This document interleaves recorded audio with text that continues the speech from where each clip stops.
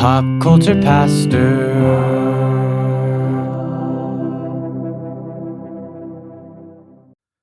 Cody, I've never been to Paris, the French one. I haven't been to the Texas one. Yeah, I think maybe I went through the Oklahoma one.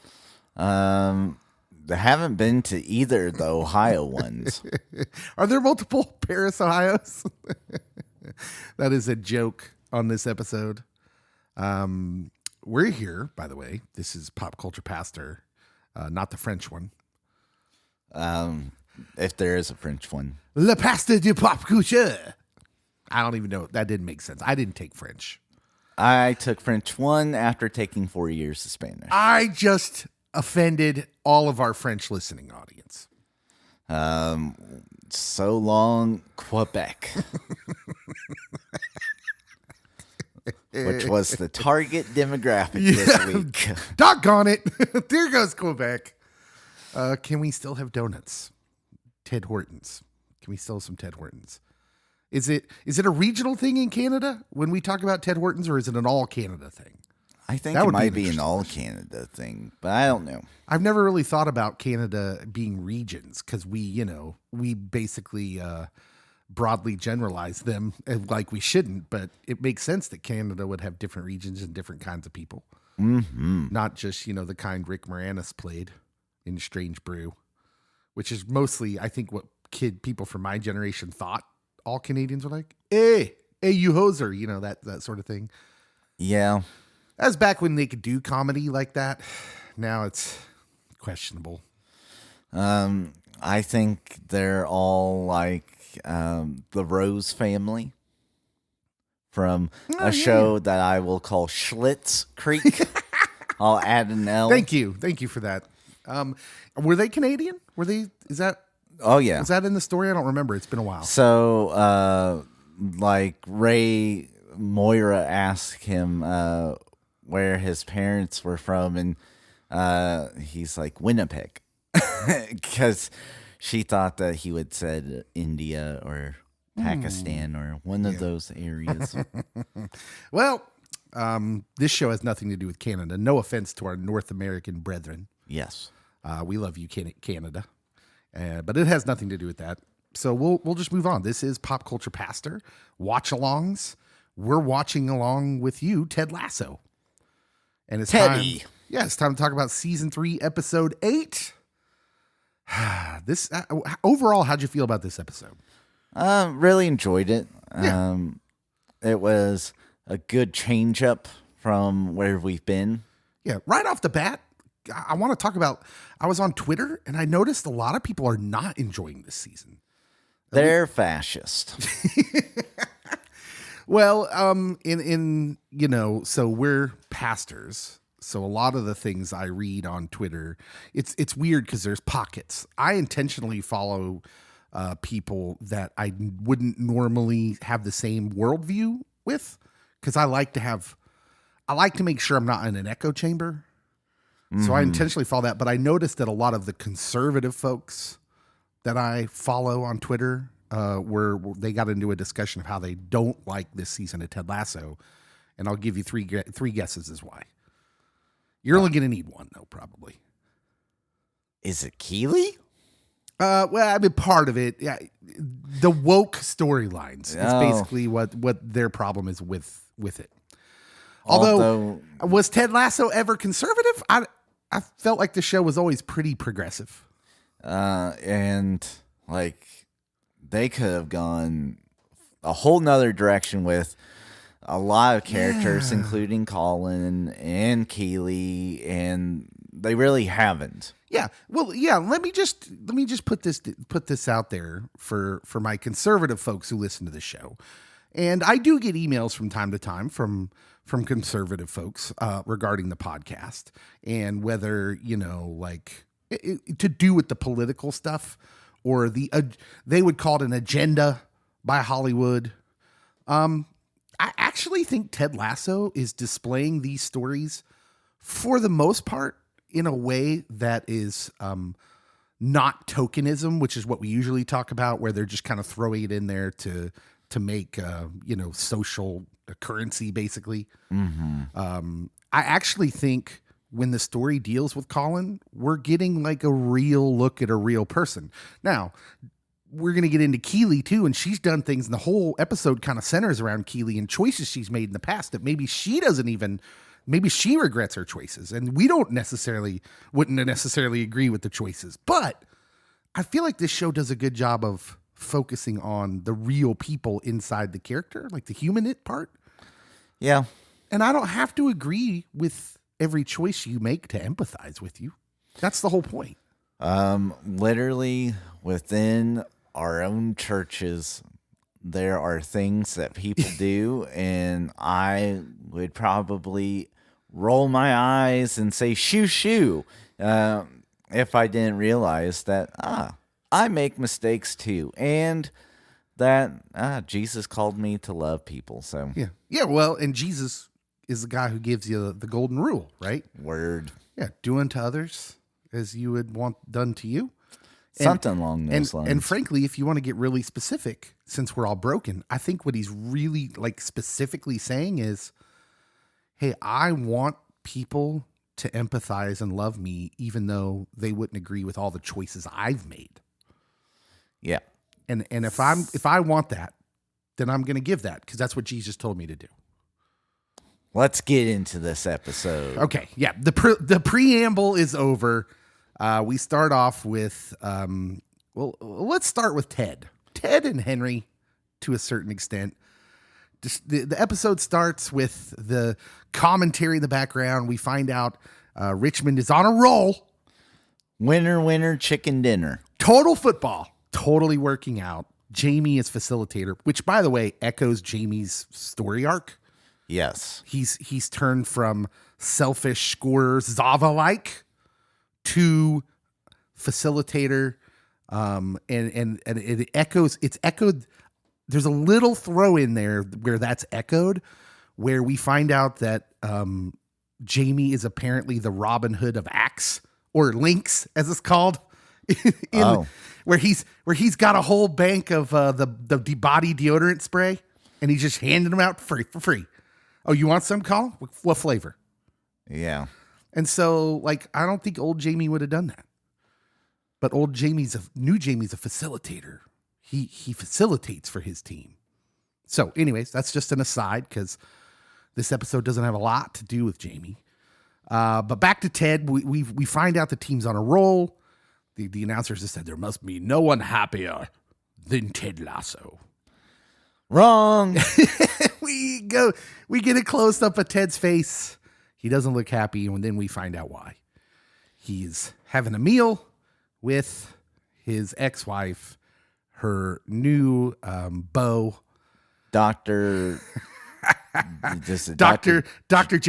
Dr. Jacob. Please, Ted, call me Jake. Nope, that's weird, Dr. Jacob. Still ethical problems here. Oh, yeah. Yeah, I don't think there's anyone. Do you think the guy that played Dr. Jacob, that plays him, was like, oh, I'm glad to get this job on a popular show, but oof, this character. It would kind of be like Jason Sudeikis in his role on The Mandalorian, because he's like the only one that's ever hit Grogu. That's true. So... So he's at a meal with Dr. Jacob. He's clearly pained, finds out they're going to Paris. And you know what that means. Apparently, he's convinced that he's going to propose to his ex-wife, to Michelle. And his whole arc in this episode kind of centers around that. You know, we see him really struggling with it. He calls a meeting of the Diamond Dogs. Woof. Roy is excellent in this scene. Trent is added to the Diamond Dogs, which is fun.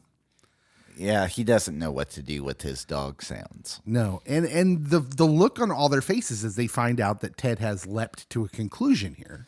A very illogical conclusion. Yeah, is interesting because, it's well done. It's well done, as they all say, hey, you can't, Trent rightly points out, you can't fret about something that hasn't happened yet. Can't panic.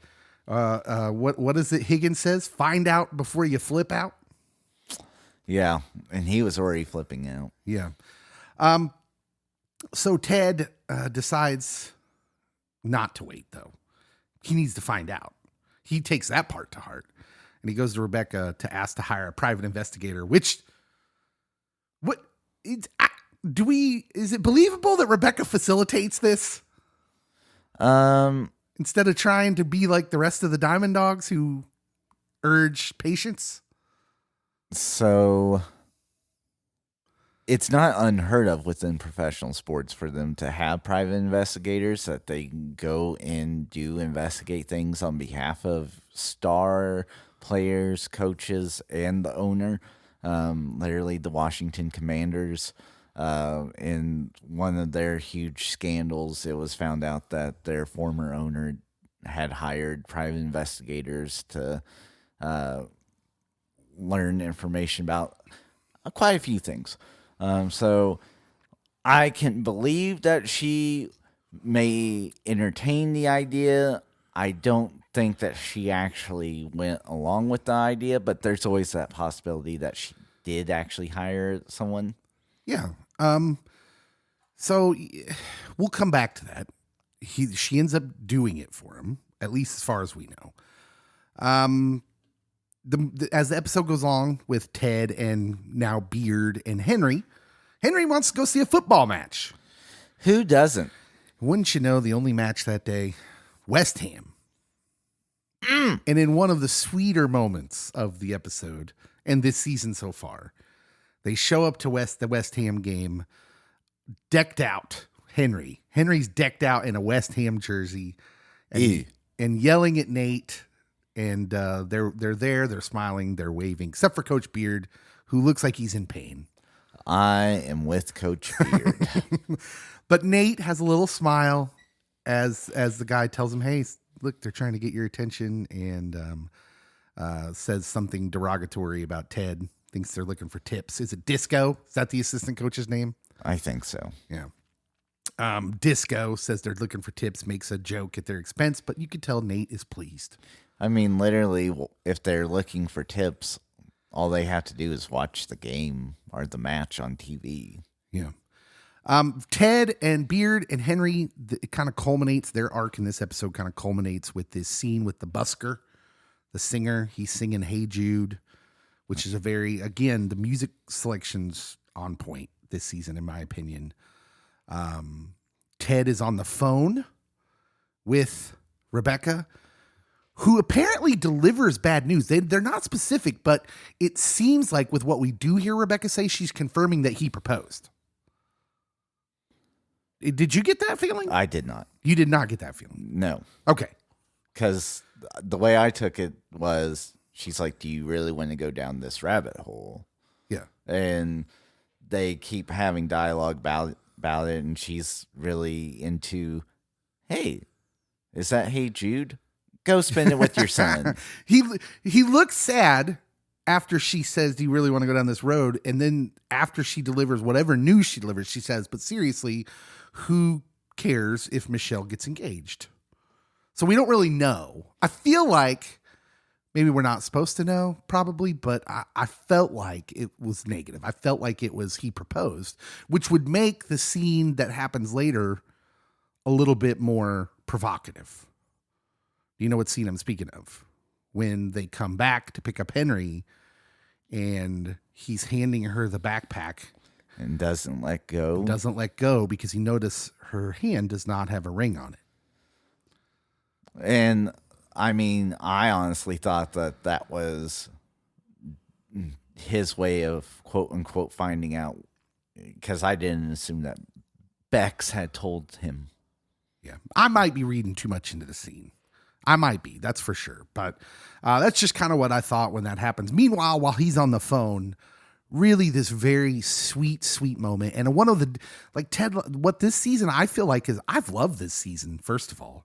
I've loved it. And it's been because there's these much deeper themes and really some things that like it's messed with themes that are almost like the same kind of themes that Jesus might tell us.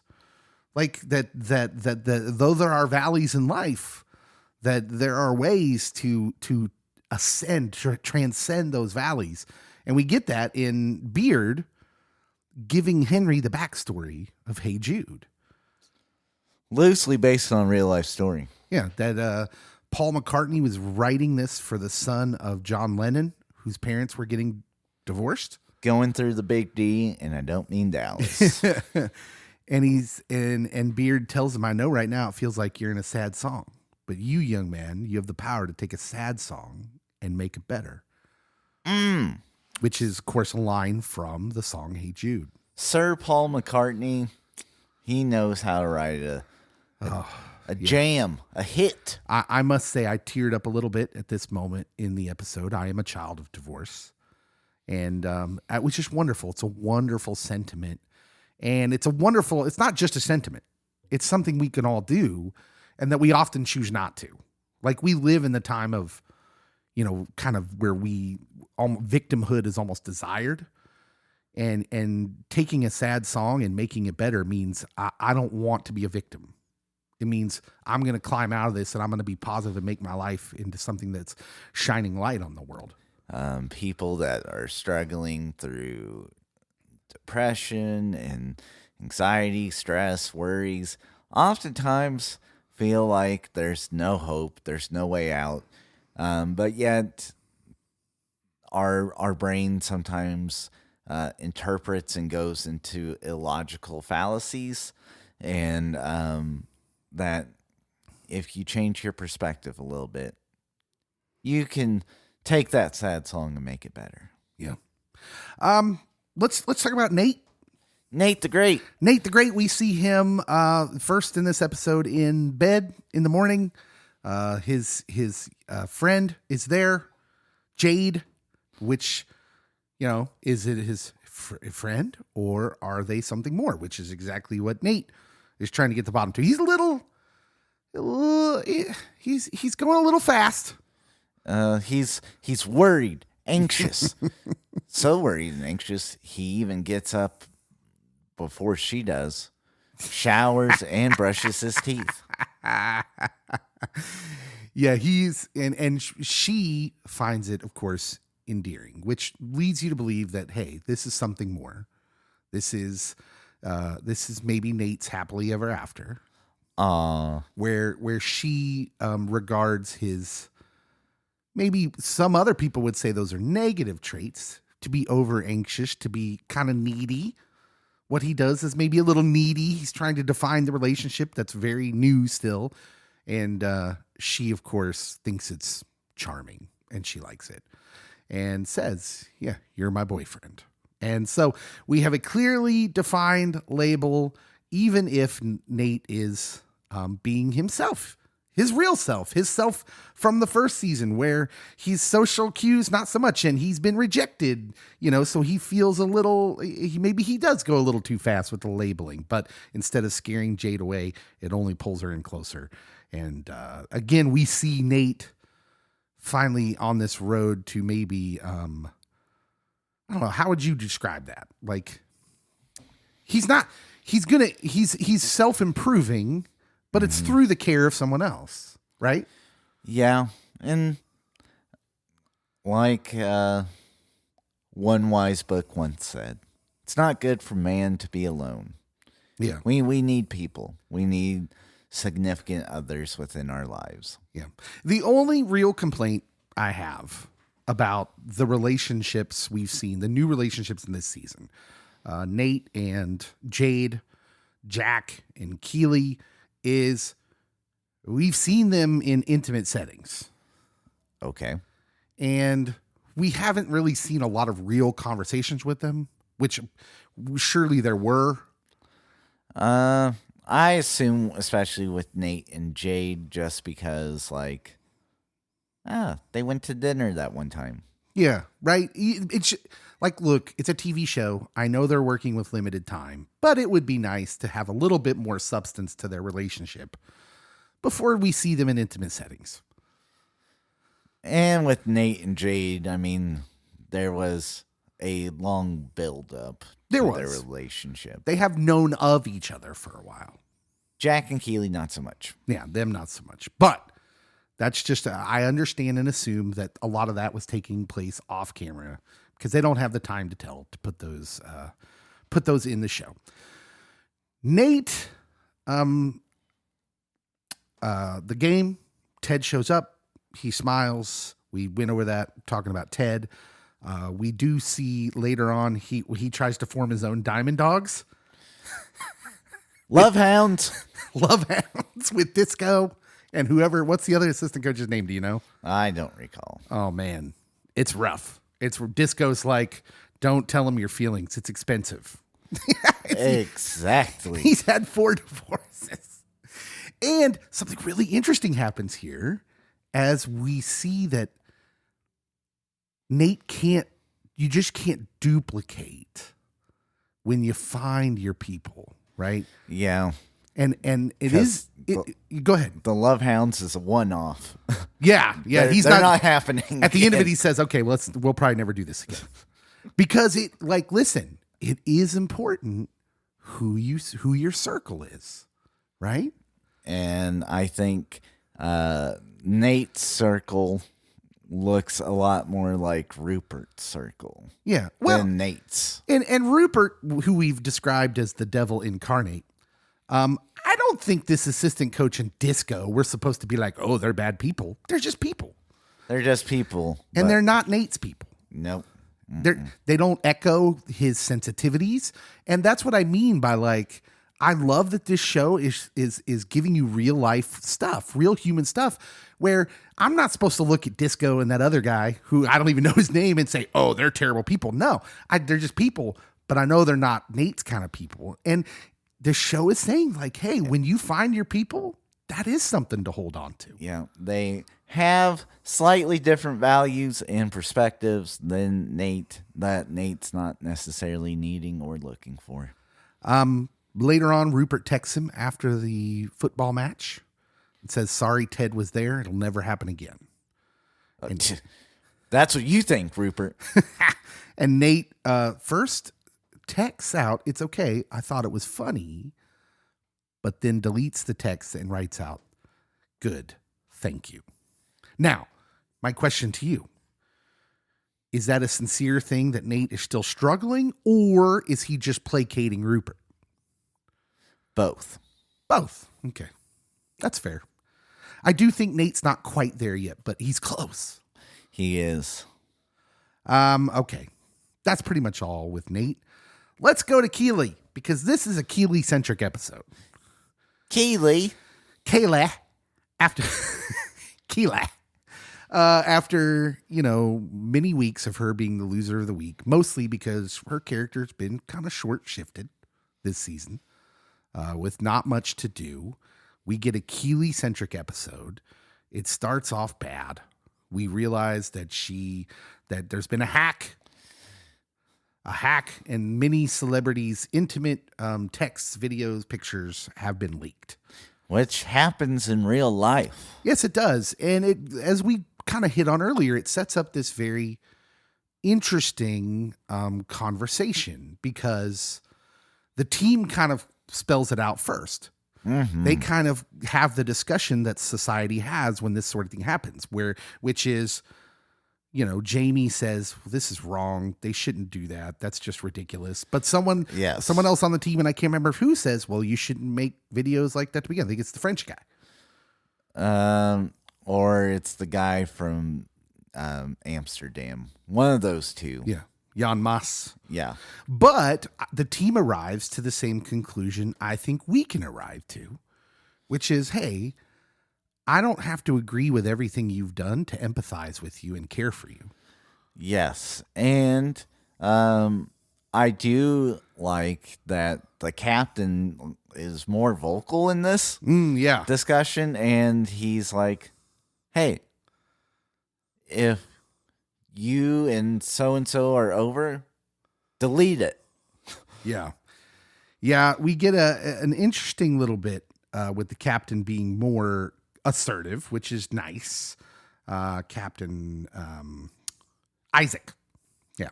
Isaac kind of leads the charge. Say, hey, delete all these pictures off your phone of exes, which he's actively leading to make them more in our circle, we'd say holy, right? Yeah.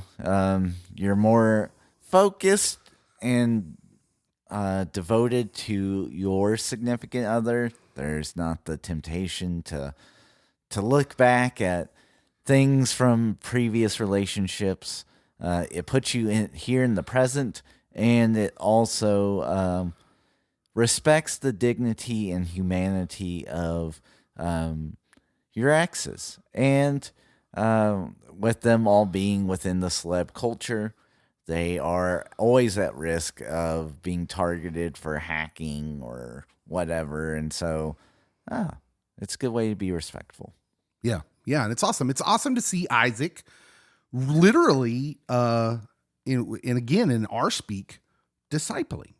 Mm-hmm. He's saying, hey, I'm going to help you. I'm going to help you be accountable. Yeah. Let's get rid of all these pictures off our phones of exes.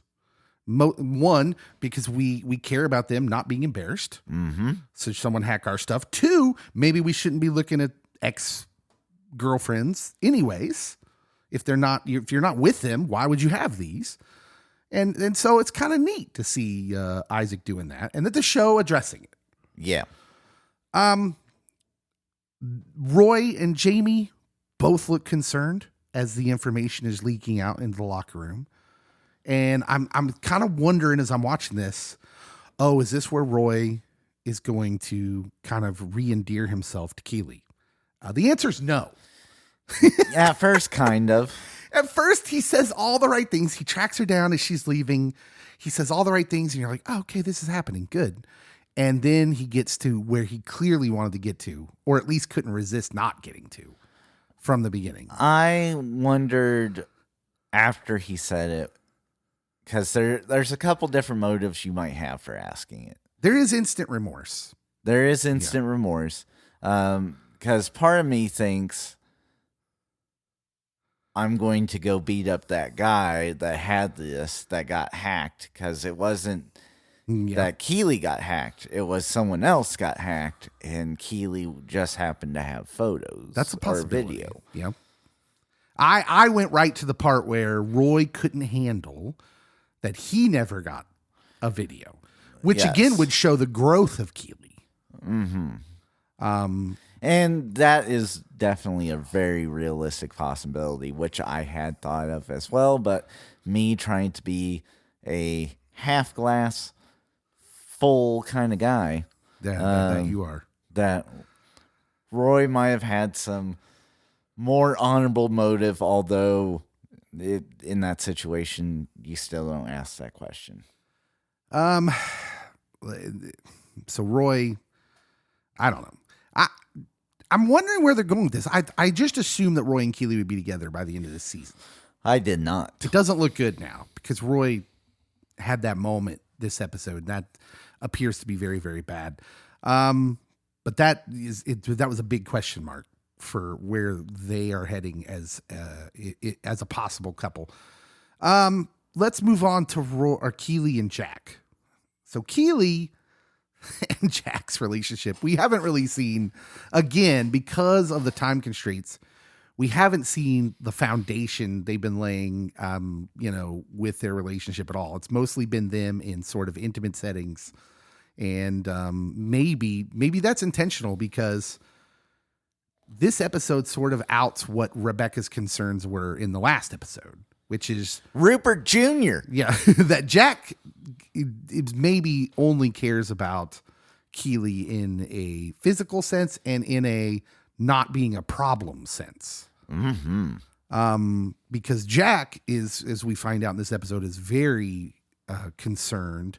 And the conceit of the episode with Jack and even Keeley's business is they keep driving her to apologize for this past mistake. And clearly that's something that Keeley does not want to do. She feels like she's been wronged. I don't know. Where are you at there? Where are you at with that? Because I think I could see people going both ways here and be like, well, I mean, first of all, you have a business.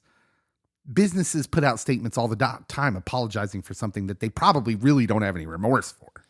So if you're going from it from a secular perspective, it's a good PR move to apologize. Right. It makes sense. But also from another secular perspective would be, she should not have to apologize for something that she did that was meant for one person only. And that there are young girls and grown women that struggle with body image, and that having to apologize because of their body being out on the internet is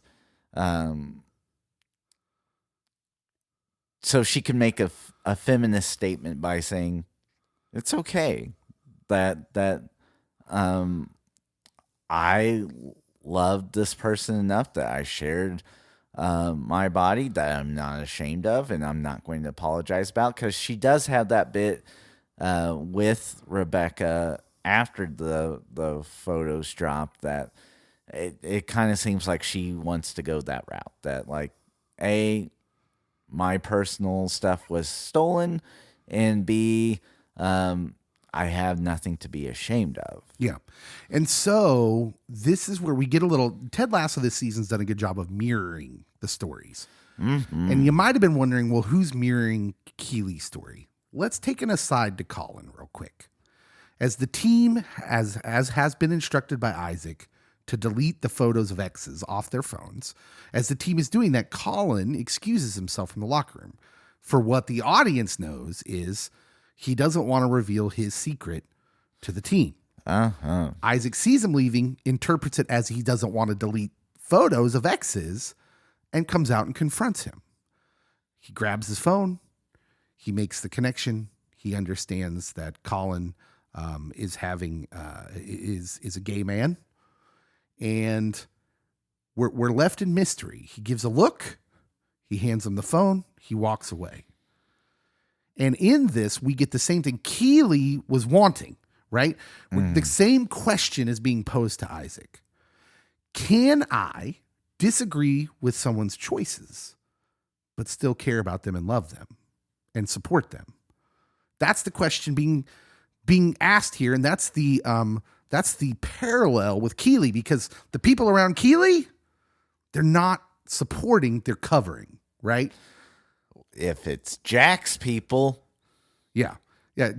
Jack, who she's in a relationship with, would be the one you want support and empathy and love from. Instead, she gets the business line, which probably speaks more to, hey, being in a relationship with someone you're in business with has drawbacks. It has drawbacks, and also Jack's from money. Jack has money. People that are rich do things that keep them rich. Yeah. So, you don't get to meet Uncle so-and-so that... you don't get to go to the polo grounds. Yes, you don't get to go to the polo grounds because this is a hot scandal issue right now. And once you apologize for it, we can rediscuss and refocus on the relationship side. But money evidently is a motivating factor for Jack, which, again, rich people tend to do the things that keep them rich. Yeah. That is something that one of my college professors, who was a financial professor, he said that there are habits that rich people do that keep them rich. There are habits that poor people do that keep them poor. And you can live a good life and not be rich, but be mindful of these traps that might take your money and waste it, and be mindful of these things that you can do that might prolong your money. Yeah. And so, yes, I think that we see Jack's more about Jack and Jack's money. Yeah, there's a versus lot of Keeley. There's a lot of water under that bridge, and maybe Keeley. This is maybe also a warning of a relationship that's based on kind of that obsession at first. A physical attraction, whatever you want to call it. We would, like back in the day, we'd call them crushes. Crush. in this sense, it was almost a full-on lust. Yeah. Um, And this is the issue. You're not really taking account of the other person, getting to know them, their context.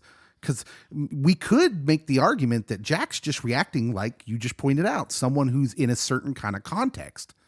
Oh, yeah. But so it's really interesting, the dynamics of this relationship, because previous episodes we've seen Jack say that sometimes I come on too strong and I'm overbearing, and it's just because I want to express my affections for you. And now so that's kind of controlling. And now we have another controlling, like, here's this public statement, do it. Yeah. Well, those sorts of things. And here's what I can say about the Keeley this episode. While I don't think the storyline's perfect, I appreciate that we actually get her context and her view in this and the human question. And I think it translates really well to Colin and Isaac. And here's what I want to say. The Isaac thing might be the thing I'm most interested in for next week's episode, because Isaac has been posed the question that as a pastor, I want to ask the sheep that I'm shepherding. Can you get past the choices that someone else has made that you disagree with to care for them and empathize with them first? So often Christians want to denigrate someone's choices first.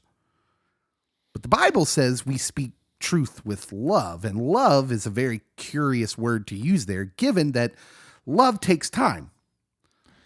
It does. Now, for me, I saw this one mirroring Nate and Jade more. Okay. Yeah. Explain. Well, I mean, literally, you see with Keeley at the mini golf course and Jack's like, well, this is my friend. Emphasis on friend. Oh, yeah. Keeley doesn't introduce her as a partner, as a lover, as girlfriend, friend. The relationship dynamics of like at the end with Jade and Nate, where Jade sees him smile, and she's like, there it is. I love it when you smile. And so she's affirming him. She has taken time to actually like know what she actually likes about the relationship and stuff, where the other relationship in this show, we literally are like, well, we probably shouldn't have made those to begin with. Who does that? Yeah. That's what Jack says. Yeah. Yep. And so, like, I would have instantly guessed if you had posed the question, who on Ted Lasso would have made a video or done photos like this out of the main cast, I would have said Keeley. Well, of course. Yeah. And so, like, that's from a couple seasons of watching. Yeah. But where Jack, it's very superficial, it seems like. Yeah. And Jade is wanting to get more intimate and know Nate. And she doesn't reject him for what we would diagnose as a negative quality. Mm-hmm. His fear of rejection, his anxiety in that. She actually doesn't reject him. She gets closer. She does. It says true care, true empathy. Whereas Jack, yeah. So I do think that there's several people that are mirroring in this show and in this season.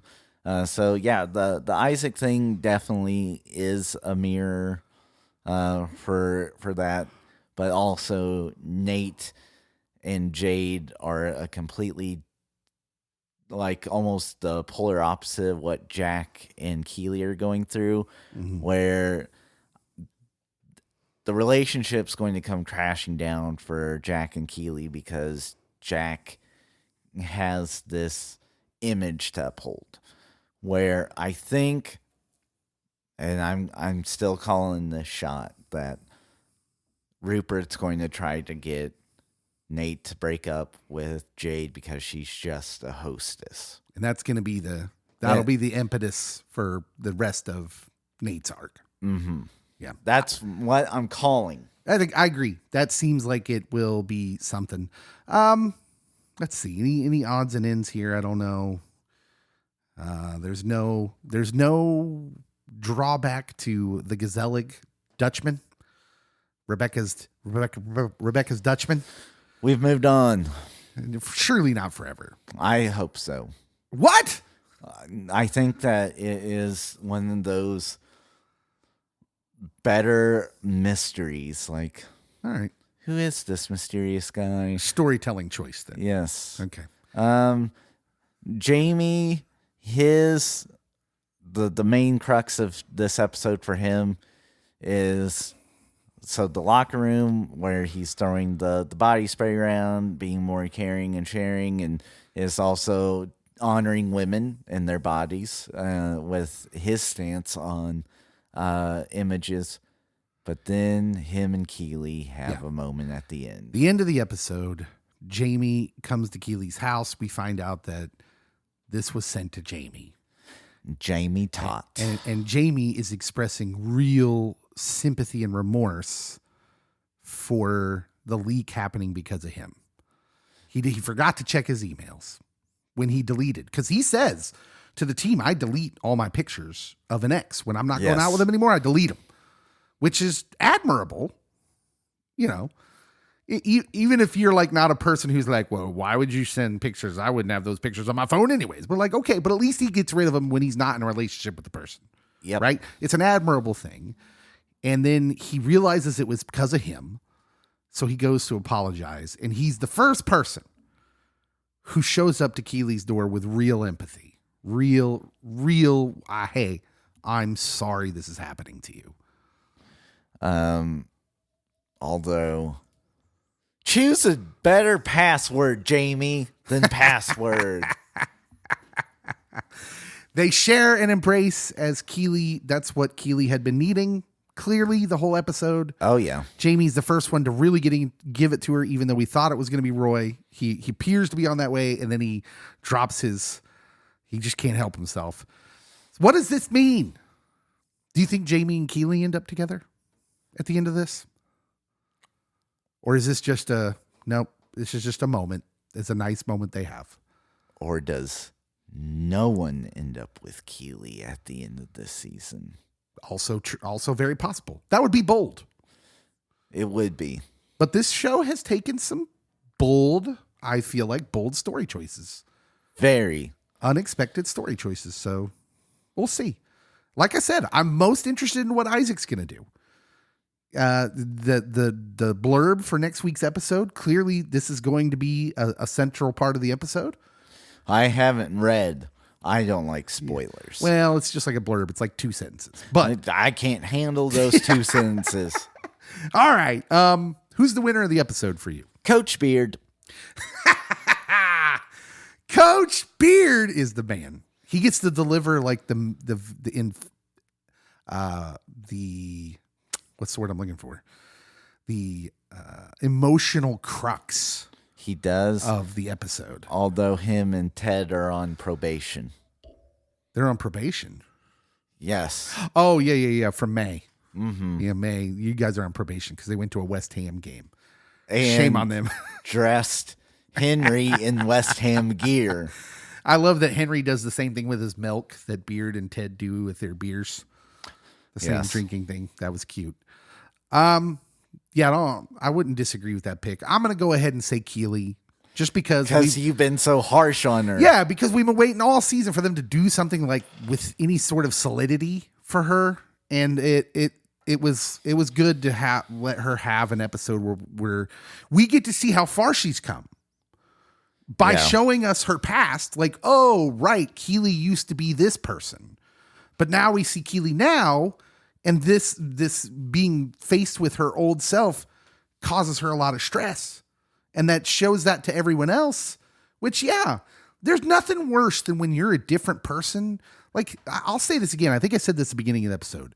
Any one of us, if something we did that we regretted in our past came out and was just there for the public consumption, we'd feel terrible. That'd be awful. And maybe the worst part of that is that's not who I am anymore, and nobody's going to know that.